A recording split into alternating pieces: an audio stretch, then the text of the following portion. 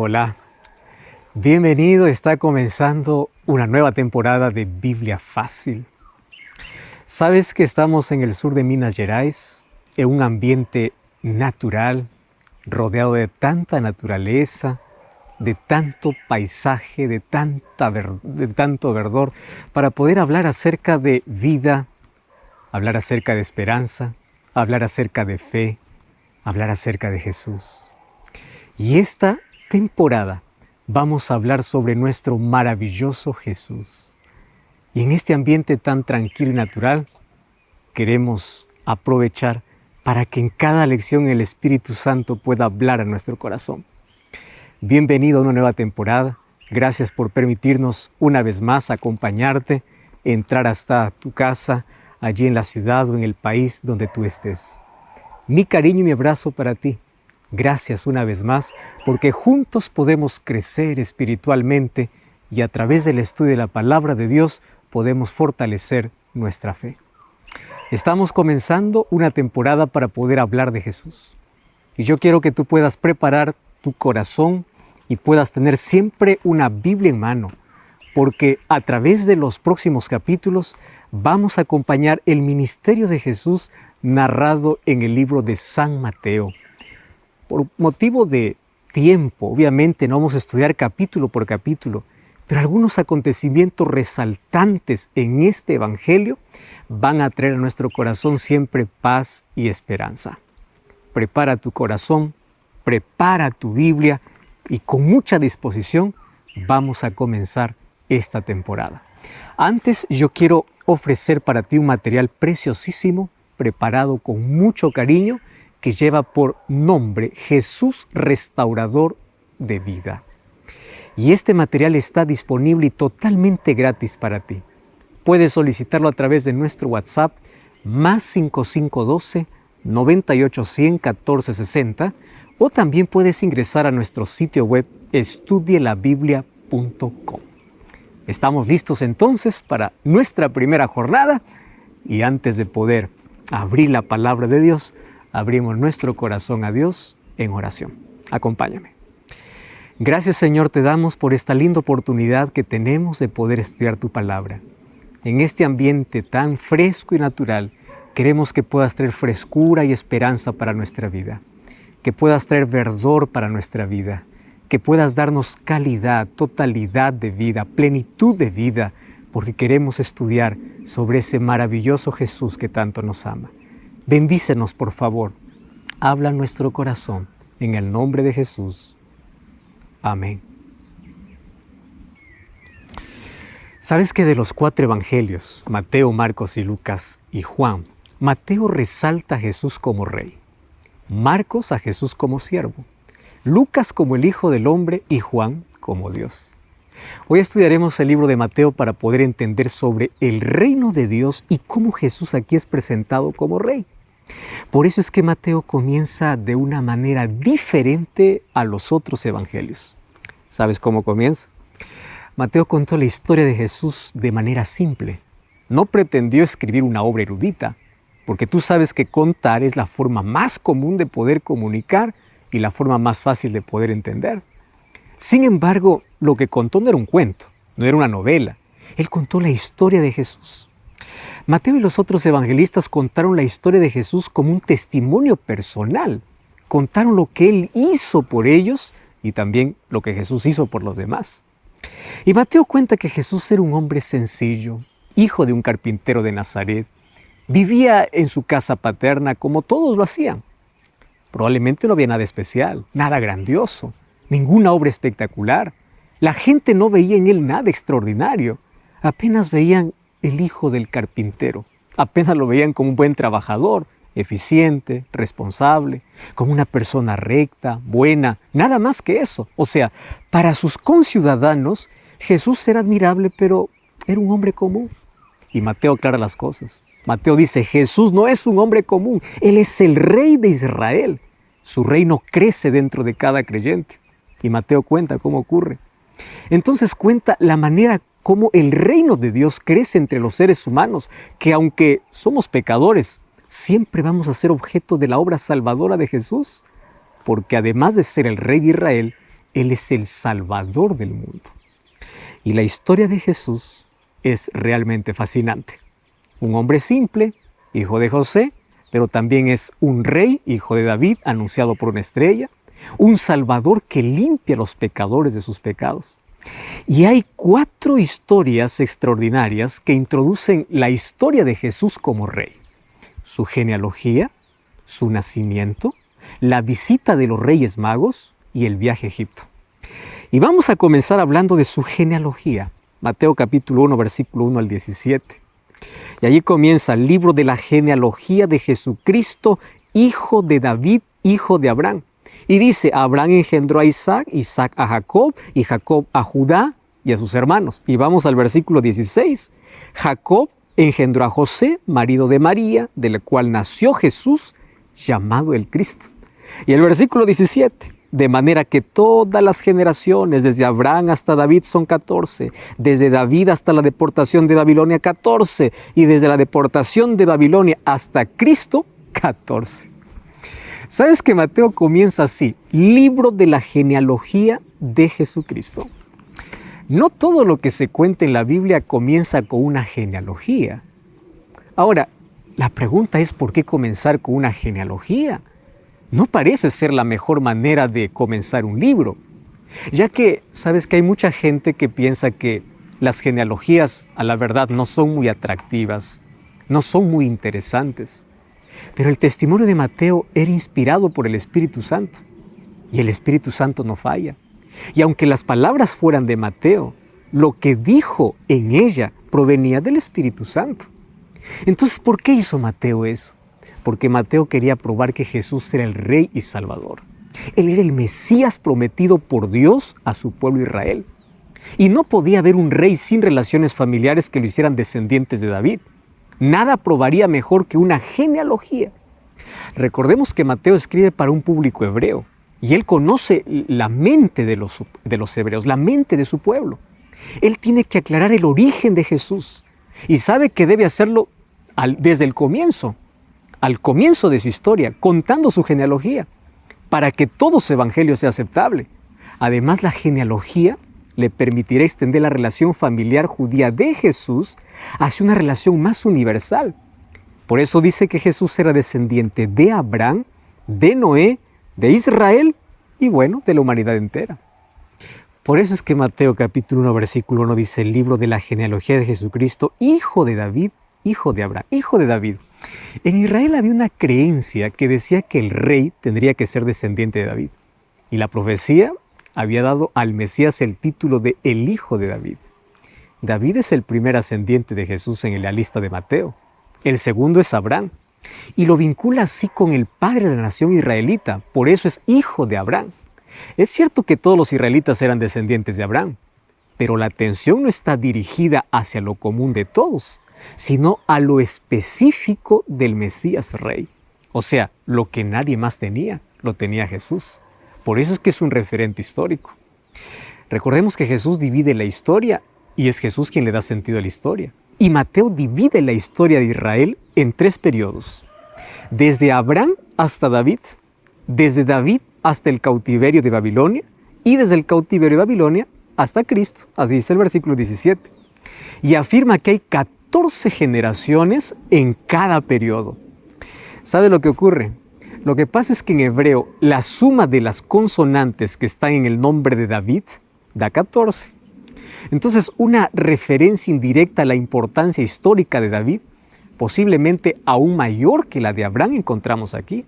Y la repetición de las 14 generaciones, 2 veces 7, apuntando hacia Jesús, podría tener por objetivo allí ensalzar lo especial en la persona de Jesús, que no estaba en Abraham ni en David, o en ninguno de los que aparecen aquí en la genealogía, cuya importancia no pasa más que ser elementos de conexión generacional. Por eso es que Mateo no se preocupa porque en el segundo periodo haya habido más de 14 generaciones, son en realidad unas 3 más, y en el tercero es una menos. Todo lo que le importa a Mateo es decir que en Jesús hay algo muy especial que no existe en ningún otro ser humano. ¿Y qué cosa quiere resaltar? Que Jesús es el Mesías. Y por ser el Mesías es el rey. Y reconocerlo era fundamental para los israelitas.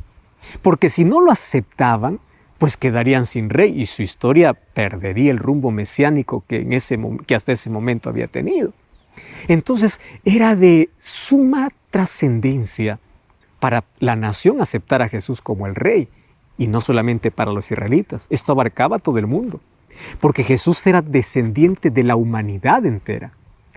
¿Sabes que no era costumbre, por ejemplo, incluir en las genealogías de la época a mujeres? Sin embargo, Mateo menciona 5 mujeres: Tamar, Rahab, Ruth, la mujer de Urías y María, porque él quiere demostrar que los vínculos de Jesús van mucho más allá de las fronteras étnicas y morales de Israel. Por eso es que aquí en la genealogía de Jesús está incluida la humanidad entera. ¿Quiénes eran estas mujeres? Por ejemplo, Tamar era cananea, descendiente de Canaán, que era hijo de Cam, es decir, nieto de Noé. ¿Quién era Rahab? Rahab era una cananea prostituta de Jericó, una de las ciudades que eran más antiguas del mundo. Y además era descendiente de Moab. Y Moab era hijo incestuoso de la hija mayor de Lot con él. ¿Quién era Betsabé? Betsabé era la mujer de Urías Eteo. Él era un hitita que adulteró con David. ¿Y quién era María? Pues la bienaventurada, aquella descendiente de David, una israelita leal, una semita fiel, una verdadera sierva del único Dios verdadero. Cuando vemos en la genealogía, pues la humanidad entera está aquí, y con sus vínculos genealógicos que van desde el propio Noé, padre de la nueva humanidad nacida después del diluvio, pues allí sigue con sus miserias pecaminosas que van del adulterio, del incesto, pasando por el paganismo, pasando por la mentira, y con sus mejores virtudes y con más auténticos vínculos con el Todopoderoso, que todo le escudriña y todo lo sabe, que a todos ama y que a todos busca para salvarlos. Por eso es que aparece aquí todo el nombre de estas mujeres. Y Mateo cuenta la historia de Jesús, el Rey de Israel, el Hijo del Hombre, el Salvador del mundo, que es alguien tan cercano a nosotros, alguien unido a nosotros en todo, pero lo hace para salvarnos y Él nos ama. ¿Sabes que la vida eterna tiene su genealogía y comienza con la promesa, sigue con el reino y termina con la vida? Por eso es que en la genealogía de Mateo están presentes Abraham, David y Jesús. Libro de la genealogía de Jesucristo, hijo de David, hijo de Abraham, dice Mateo capítulo 1, versículo 1. Y la promesa de la vida eterna y la promesa del reino eterno lo vamos a encontrar todo en Jesús. Y eso es lo que vamos a estudiar ahora. Ahora, es interesante que hasta aquí encontramos que Mateo comienza con una genealogía para poder identificar al Mesías, para que el pueblo de Israel pueda identificarlo como aquel que estaban esperando por mucho tiempo. Solo que hay un problema. A pesar de todas las evidencias, el pueblo no lo aceptó. Nosotros sabemos lo que dice Juan capítulo 1, versículo 11 y versículo 12. A lo suyo vino y los suyos no lo recibieron. Y otro de los asuntos interesantes que encontramos es que dentro de la genealogía está colocado David y Abraham, que luego vamos a ver por qué razón. Sin embargo, están colocados nombres de mujeres que pasaron de la inmoralidad al adulterio, a la mentira, a la idolatría, representando a seres humanos pecadores como todos. Pero sabes, detrás de todo hay una invitación. Y la invitación es que no importa nuestro pasado, no importa nuestra vida sucia, no importa cuánto estemos hundidos en el pecado, siempre hay una oportunidad y todos podemos formar parte. ¿Cuál lo hizo? Él quiso demostrar para todos aquellos que leyeran su libro de que Jesús es el Mesías, porque las profecías decían que el Mesías tenía que ser el descendiente de David. Sin embargo, aquí coloca 2 personajes. Y en el versículo 1 dice el libro de la genealogía de Jesucristo, hijo de David, hijo de Abraham. Y al colocar a Abraham, está colocando a la promesa que Dios hizo para todos los seres humanos, en el cual estaba incluido la mayor promesa de todos los tiempos, Jesucristo. Y esa promesa la encontramos en Génesis capítulo 12, versículo 1 hasta el versículo 5. Allí dice, pero Jehová había dicho a Abraham, Vete de tu tierra y de tu parentela y de la casa de tu padre a la tierra que te mostraré.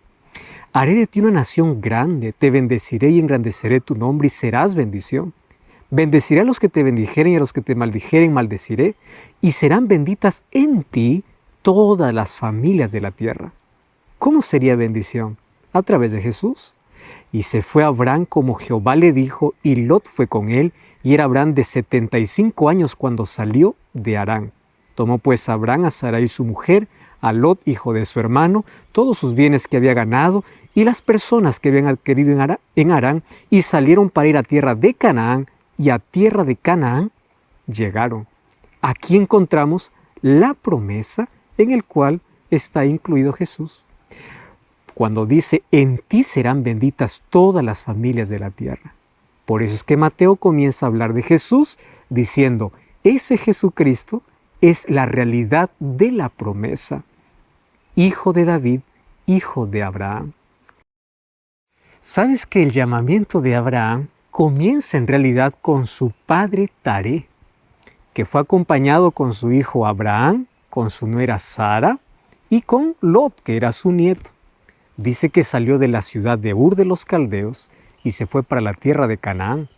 Pero qué triste, porque a Canaán no llegó, solo llegó hasta la ciudad de Harán. No sabemos la razón por la cual se quedó allí. Posiblemente fue por una enfermedad, porque Abraham salió de la ciudad cuando murió su padre, dice Génesis 11, 31 y 32. Harán, ¿sabes que era una ciudad importante en el norte de Mesopotamia? Y era una ciudad de gran importancia comercial. Tenía importancia política, tenía importancia social. Y yo no creo que Taré haya quedado allí por alguna de esas cosas. Porque la verdad, ningún creyente detiene su marcha hacia el cumplimiento del llamado divino por aquellas distracciones, porque sabe que el llamado es superior a todo. Por eso es que Abraham no se detuvo y Abraham continuó hasta llegar a Canaán. Y allí dice que un día Dios se mostró a Abraham mientras estaba en Harán y confirmó su llamado. Ese es el texto que leímos. Deja tu tierra, porque todavía estaba en la tierra de los caldeos, deja también la familia de tu padre y vete a la tierra que te mostraré. ¿Sabes que Abraham no conocía esa tierra y no necesitaba conocerla? Lo único que él necesitaba es creer en Dios, y eso era suficiente. Y la promesa dice, yo te bendeciré, yo te daré en abundancia todas mis bendiciones para ti. Y esa abundancia incluía que todo ser humano pudiese desear. Número 1, descendientes en forma de una gran nación, prestigio y fama ilimitada, abundancia de bienes materiales, porque tanta cantidad tenía que podía compartir con los demás, protección de todo peligro, hasta el punto de que aquellos que lo maldijeren serán malditos y aquellos que le bendijeran recibirán bendición. Además, la más importante, y es que por medio de él todas las familias de la tierra recibirían la mayor bendición. ¿Cuál sería? Un descendiente suyo sería el Cristo, el Salvador de toda la humanidad. Eso dice Gálatas capítulo 3, versículo 14 y versículo 16. ¿Sabes que con esa promesa Abraham salió de Harán? Porque en Harán murió su padre. Taré había quedado en el camino, porque él murió. Pero la muerte no detuvo a Abraham, así como no detiene a ningún creyente. ¿Sabes que nada detiene a un creyente? Y me impresiona la respuesta incondicional de Abraham. Un hombre sabio no discute con Dios, no cuestiona a Dios, ni siquiera duda de Dios, ni siquiera hace aquellas preguntas aclaratorias, solo obedece. Dice que salió de Ur de los Caldeos rumbo a Canaán y a la tierra de Canaán llegó. Eso dice el versículo 5. Y allí Dios completó la promesa. Yo te daré esta tierra como descendencia. Eso lo encontramos en Génesis capítulo 12, versículo 7. Solo que la promesa hecha para Abraham también es una promesa para nosotros. ¿Sabes que la promesa de Dios a Abraham incluía todas las bendiciones? Una gran nación, un Salvador, la tierra de Canaán, y por eso se convirtió pues una promesa para todos los creyentes. Claro que la tierra prometida para nosotros ya no es la tierra de Canaán, sino es la tierra nueva. Ahora el reino es el reino de los cielos. Y el Salvador, que fue una promesa para Abraham, es una realidad para nosotros en la persona de Jesús. Y la gran nación es el pueblo de Dios, es la iglesia. Y las bendiciones siguen siendo las mismas, abundantes, porque es así como da Dios. Y esas bendiciones están abiertas para nosotros que somos sus descendientes o descendientes de Abraham, por medio de la fe.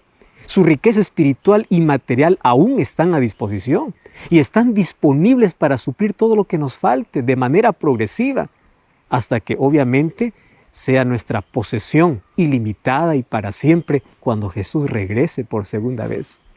Por eso es que Cristo es nuestra promesa, nuestra realidad y nuestra vida. Con Él nada nos falta, aunque parezca que falte todo. Con Él somos victoriosos, aunque la victoria parezca distante. Con Él somos hijos de Dios, aunque el demonio nos reclame como suyos. Con Cristo estamos seguros, aunque la inseguridad nos asalte a cada paso. Si estamos angustiados, en Él confiamos. Si estamos afligidos, caminamos con Él. Si nos sentimos perseguidos, con Cristo corremos. Si somos calumniados, nos vemos con Cristo. O sea, por Cristo vivimos y por Él morimos, decía Pablo, porque nada nos intimida, nada nos separa, nada nos detiene. Somos libres en Cristo y de Cristo somos. Somos sus testigos, somos sus colaboradores, somos sus siervos, somos sus embajadores, somos su propiedad. Su obediencia es nuestra obediencia. Su justicia es nuestra justicia. Sus obras son nuestras obras. Él es nuestra conciencia y la fortaleza de nuestras acciones.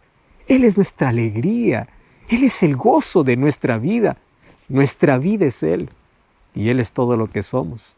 Nada de lo que queremos que no sea suyo, nada que nos separe de Él.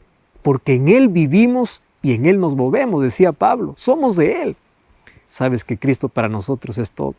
Y la mayor de todas las promesas que los seres humanos pudieran haber recibido jamás. Pero la genealogía también dice que es hijo de David. Y en David nosotros encontramos el reino. 1 Reyes 9, 4 y 5. Ahí nosotros encontramos una historia que Salomón, por orden de Dios, su padre David, construyó un templo magnífico, que fue una maravilla mundial.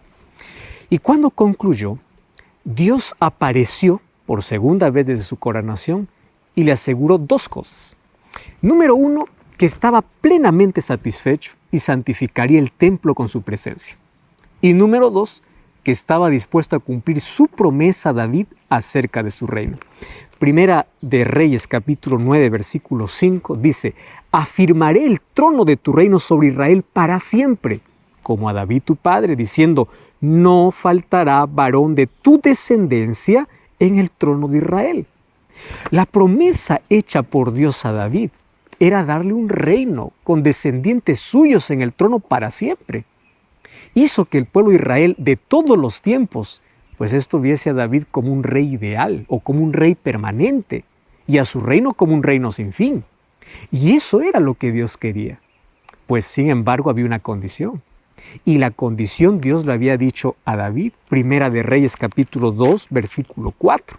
Allí le dice: si tus hijos guardan mi camino, andando delante de mí con verdad, de todo corazón y de toda su alma, jamás faltará de ti un varón en el trono de Israel. Era una promesa condicional. Sin embargo, los descendientes de David no cumplieron la condición. Pero sabes, Dios la cumplió.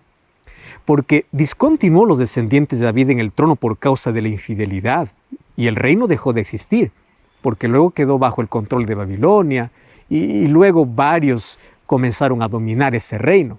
Pero cuando vino Jesús, que era descendiente de David, cumplió las condiciones de la promesa y llegó a ser el Mesías prometido, el verdadero rey. Por eso tenía que ser descendiente de David. Y ahí encontramos la promesa. En Mateo capítulo 1 dice que el ángel Gabriel se acerca a María. Y en Lucas capítulo 1, versículo 32 y 33 dice: este será grande, llamado el Altísimo, y el Señor le dará el trono de David su padre y reinará sobre la casa de Jacob para siempre, y su reino no tendrá fin. O sea, en Cristo se cumplió la promesa. Al comenzar su ministerio público, Jesús comenzó diciendo en Mateo 4, 17: arrepentíos porque el reino de los cielos se ha acercado. no era un reino territorial, era un reino de poder, que sometía inclusive a los demonios. A los incrédulos fariseos en Mateo capítulo 12, versículo 28, dice, si yo por el Espíritu de Dios echo fuera a los demonios, es porque el reino de los cielos o el reino de Dios ha llegado a vosotros. ¿De qué reino está hablando? Un reino espiritual, que luego obviamente también será un reino territorial después de su segunda venida. Con este reino, Dios cumple dos promesas que hizo David. Número 1, la duración eterna del reino. Y número 2, la eterna permanencia de un descendiente de David en el trono. Y también cumple su propósito original para Israel, de que su reino se expandería por todo el mundo. Pero también el reino es para aquellos que hacen la voluntad de Dios. Mateo capítulo 7, versículo 21 dice, no todo el que me dice Señor, Señor, entrará en el reino de los cielos, sino aquel que hace la voluntad de mi Padre que está en los cielos. Para definir qué significa hacer la voluntad de Dios, Jesús contó una parábola. Y esa parábola está en Mateo capítulo 21, versículo 23 hasta el versículo 32. Estaba en el templo Jesús enseñando a la multitud. Se habían ahí aproximado unos sacerdotes y unos ancianos líderes para hacerles una pregunta. Querían saber cuál era su autoridad y quién le dio esa autoridad. Jesús les dijo que si ellos respondían una pregunta, Él también les contestaría la pregunta que ellos le habían hecho. Y la pregunta es, ¿de dónde vino el bautismo de Juan? ¿Del cielo o de los hombres? Ellos dijeron, pues no sabemos. Y Jesús dice, pues tampoco yo les digo con qué autoridad hago estas cosas. O sea, no quiso decirlos directamente que su autoridad provenía de Dios y era la expresión de su voluntad. Sin embargo, allí Jesús les cuenta una parábola. Y ahí dice, un hombre tenía 2 hijos. Se acercó el primero y le ordenó que fuera a trabajar a su viña. El joven no tenía buena voluntad. No quiero ir, le respondió al papá. Pero después se arrepintió y se fue. Pero luego se acercó al otro. Y el otro parece que tenía buena voluntad. Y le dijo, sí, papá, yo me voy. Pero al final no fue. Y Jesús hace la pregunta, ¿cuál de los dos hizo la voluntad del Padre? Y claro, todos respondieron el primero. El que primero dijo no, pero después se fue. Para hacer la voluntad del Padre, este último hijo necesitó arrepentirse. Pero el arrepentimiento es solo el comienzo. Hay algo más. Es necesario creer. Y sabes que comentando la respuesta de los sacerdotes y los ancianos, Jesús dijo, de cierto os digo que los publicanos y las rameras van delante de vosotros al reino de Dios. Porque vino a vosotros Juan en camino de justicia y no lo creyeron. Pero los publicanos y las rameras le creyeron. Y vosotros viendo todo esto no se arrepintieron. O sea, ¿cuál es la voluntad de Dios? Es que todos se arrepientan, que todos crean. Porque solo cuando nos arrepentimos y creemos, podemos hacer la voluntad de Dios.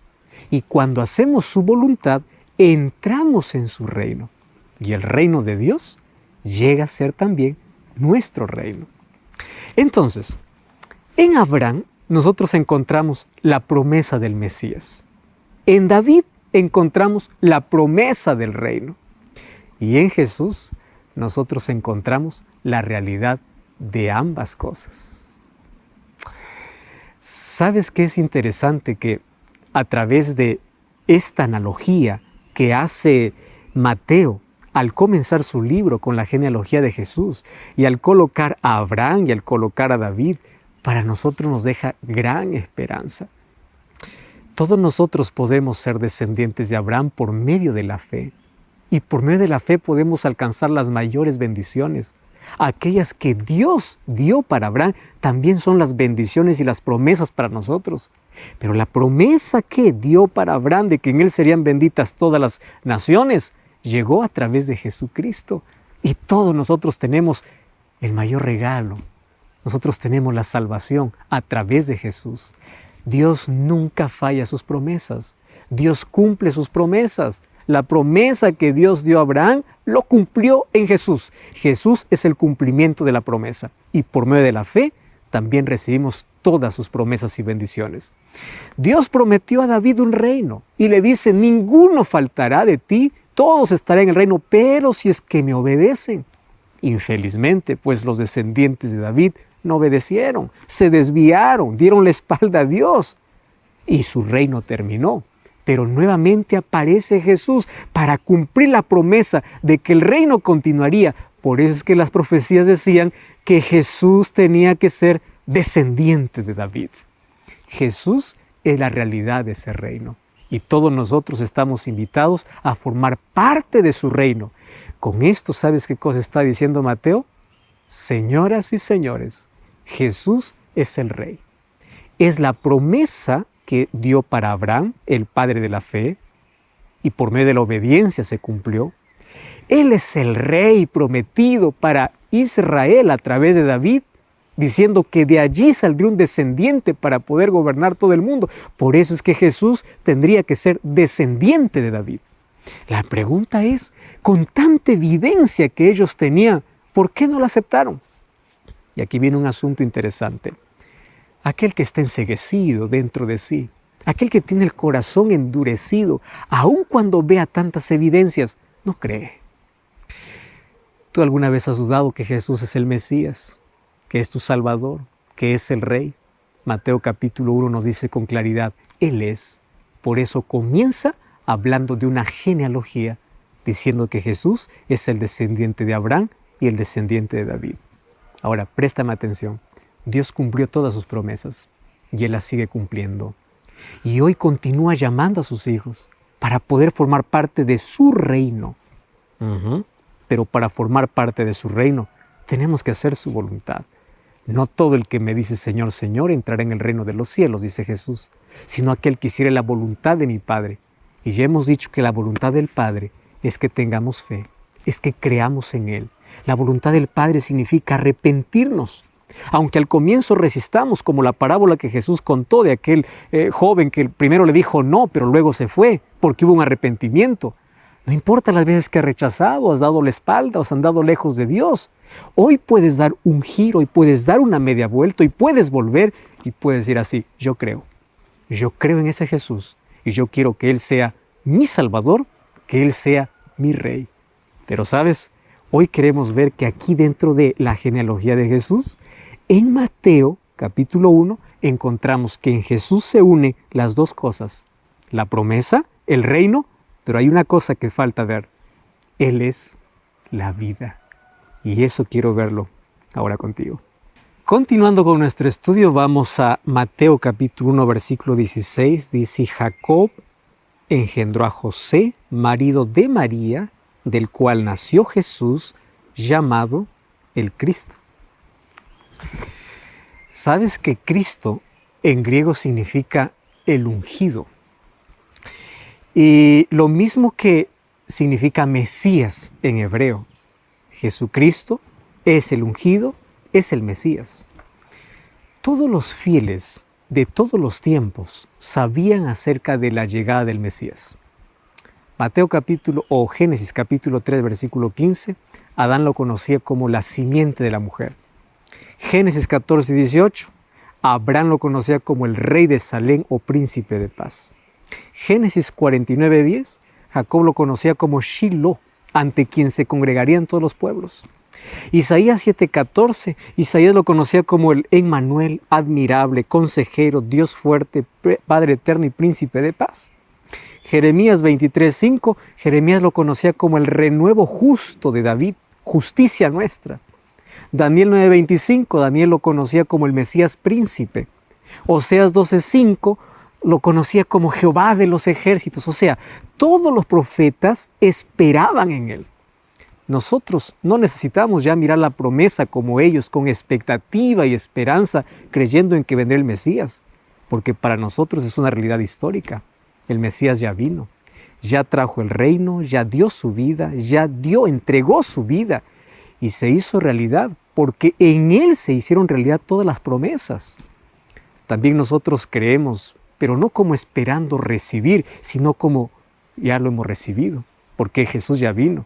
Y la vida que nos dio estará con nosotros y es nuestra eterna posesión, porque Él es la vida eterna y comienza cuando creemos en Él.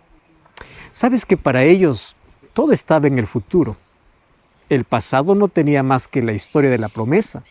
Nosotros, en cambio, Tenemos en el pasado la historia de la salvación que ya se realizó y en el futuro la continuación magnífica de un presente en Cristo con la vida, porque en Él llegamos a ser nuevas criaturas y en Él se hace realidad la vida eterna. Quiero decirte que el Evangelio no es una idea. Por eso no hay que vivirlo intelectualmente, como encadenándolo a conceptos o explicando razones. Tampoco es una emoción, ni un conjunto de emociones espirituales. No es posible vivir el Evangelio en una euforia emocional, allí que nos columpie del gozo a la tristeza, de la paz a la culpa o del sueño a la ficción. El Evangelio es un modo de ser, el modo de ser de Dios, la manera de ser de Cristo. Es la misma acción del Espíritu Santo. El Evangelio es poder, no cualquier poder. Es el poder de Dios para salvación. Por eso es que el Evangelio está relacionado con el amor. Ahora, porque Dios es amor, porque el Evangelio no es amor. El Evangelio habla del Dios de amor, porque el amor es Dios. Dios ama a los seres del universo que nunca pecaron y ama a los seres humanos que siempre pecaron, o sea, nosotros. Pero el poder de Dios en el Evangelio está dirigido hacia los seres pecadores. No hay Evangelio para los seres que nunca pecaron.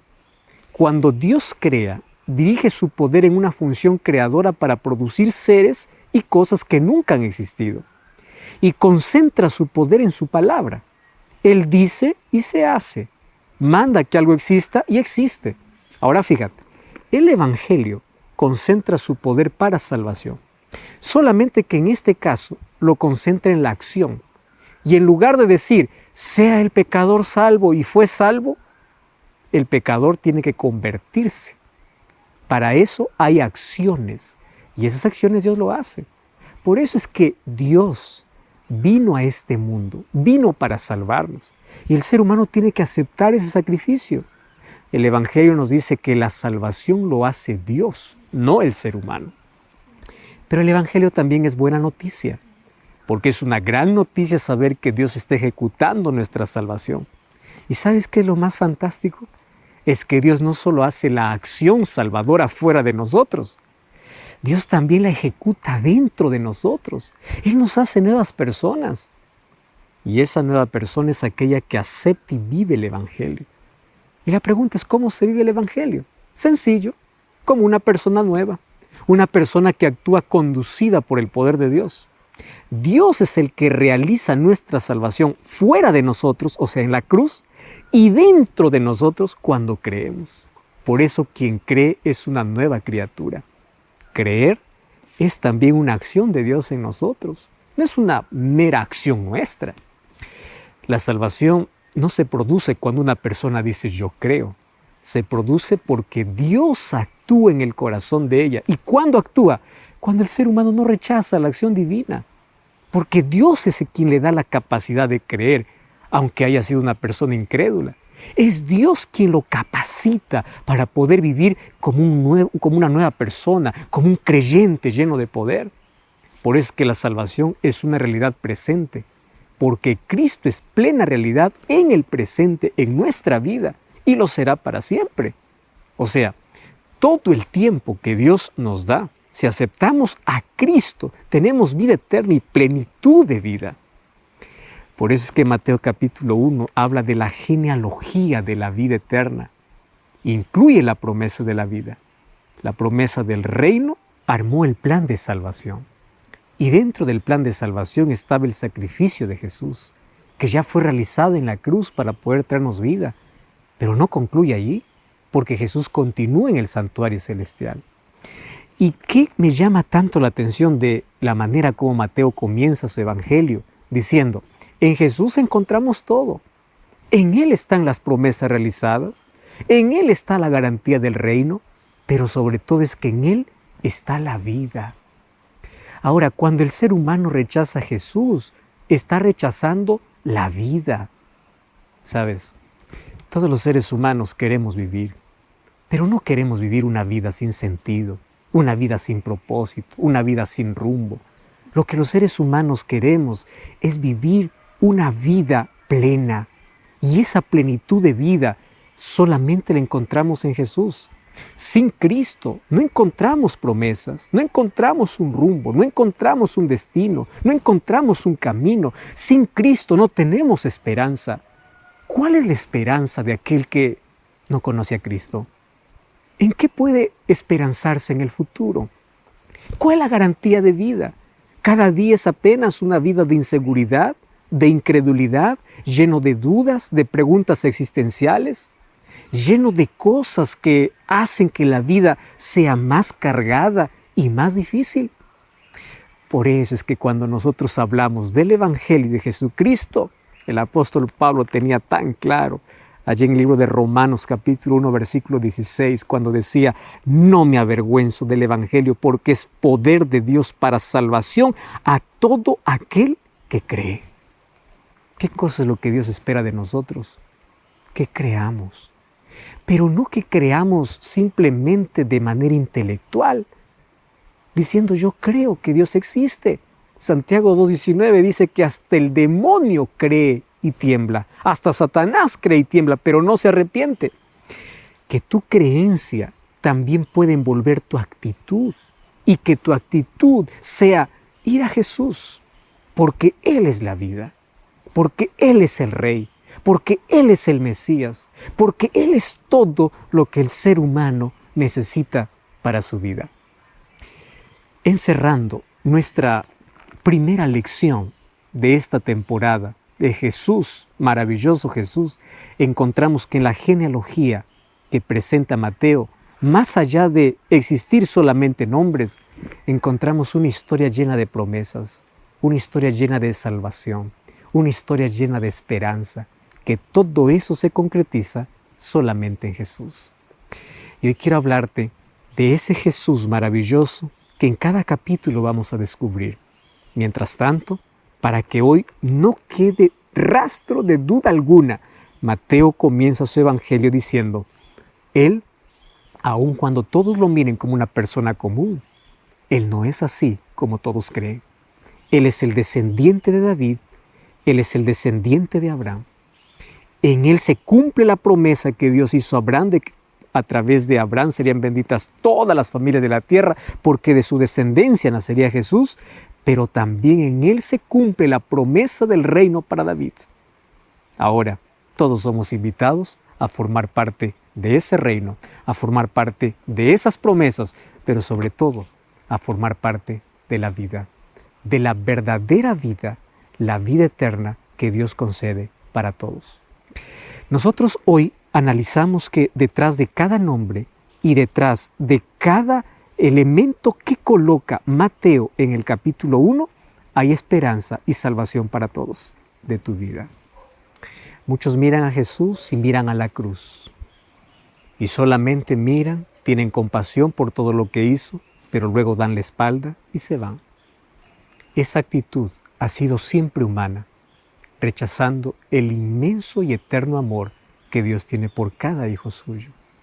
¿Tú sabes cuál es el mayor amor no correspondido? Es el amor de Dios por sus hijos y el de sus hijos para con Él.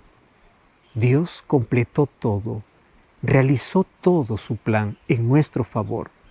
Un día Jesús vino renunciando toda la gloria del cielo para morir en nuestro lugar.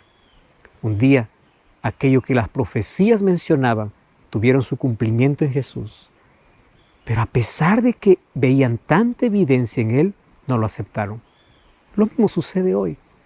Por más que tengamos diversos estudios sobre Jesús, si tú no tienes la disposición de aceptarlo en tu corazón, todo será apenas un tiempo perdido, un conocimiento perdido. Porque cuando se trata de salvación, no se trata de cuánto conozcas intelectualmente, sino de cuánto te relaciones con Él personalmente. Hoy Dios abre sus brazos, aun cuando tu corazón está cerrado. Dios te sigue amando, aun cuando le dé la espalda.